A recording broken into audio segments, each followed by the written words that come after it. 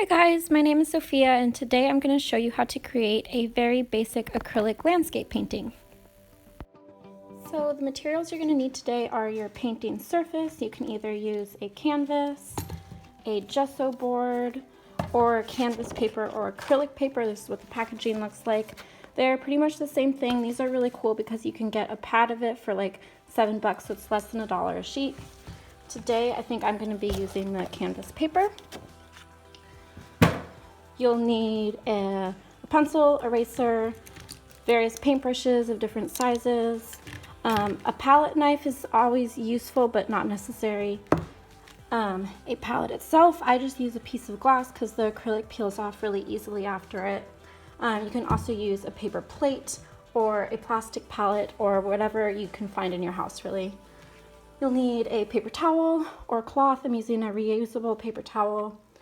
A jar of water. I'm just using a reused old peanut butter jar.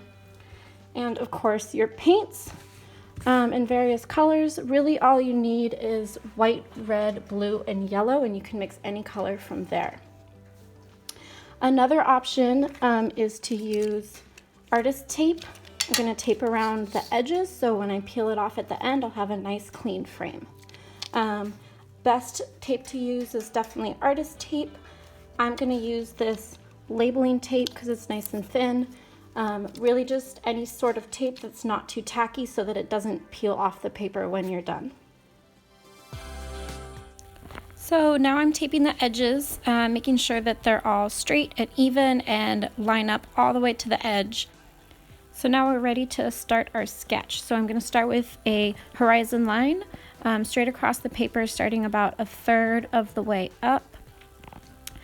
And then I'm going to add some mountains in the background. I like to do about 3 for the ridge line and then adding a few more in the foreground and varying each size and height.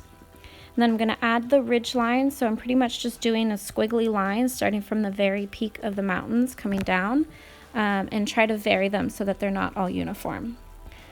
Now I'm adding some little foothills in the foreground. And it's going to be a lake in the center there. Okay, so now I'm going to add a nice big sun. You can find anything circular in your house like this tape or the bottom of a jar, any size that you want. I'm going to place my sun right here and I'm just going to trace the outside of it, and I'm going to start right where the mountain ends and trace it around. Nice big sun. Okay, so now to decide your color palette. I usually like to use really fun, vibrant colors. This is an example of a past painting I've done. But for this one, I think I'm gonna go more like softer pastels. But it's completely your choice if you wanna go more natural earthy tones or stick in all the blue tones. It's totally up to you.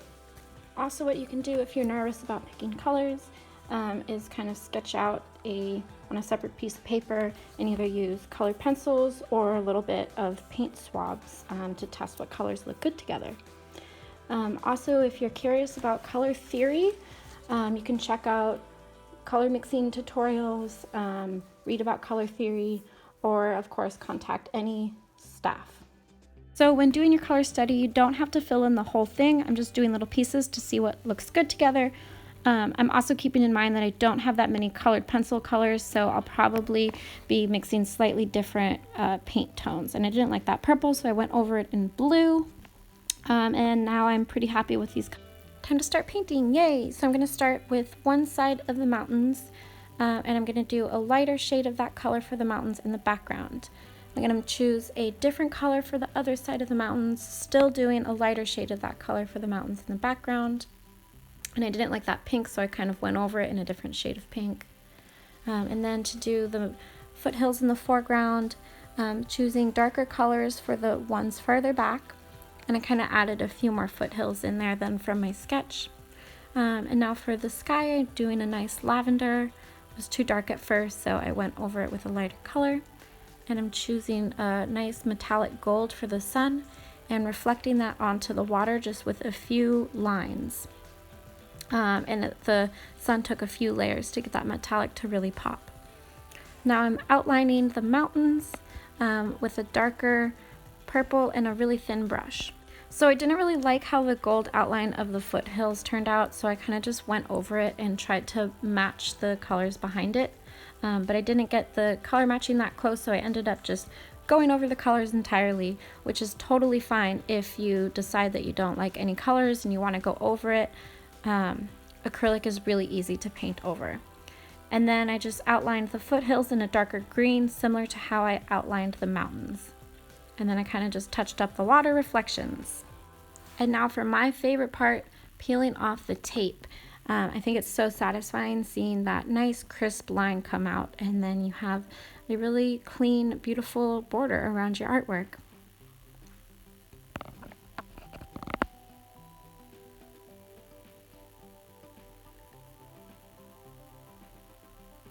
And look at that metallic gold shimmer. Ooh, I love metallic. Just adds a fun pop to any painting. And here's the finished product. I really hope you enjoyed this tutorial, and I'd love to see pictures, post them on the Whoa Instagram, and like and subscribe for more videos. Thanks, guys. P.S. Don't forget to clean your brushes because acrylic dries really fast.